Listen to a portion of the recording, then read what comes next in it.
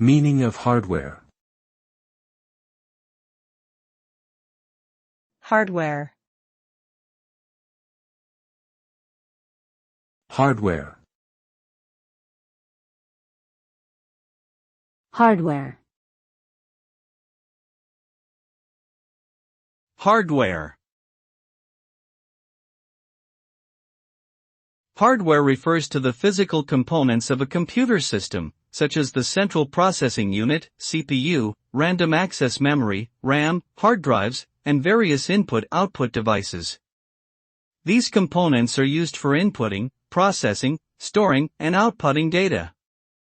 In contrast to software, which includes programs and applications that run on the hardware, hardware is tangible and can be touched.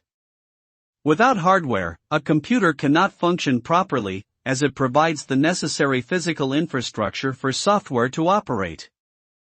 Hardware is constantly evolving, with new technologies and components being developed to improve the performance and capabilities of computer systems.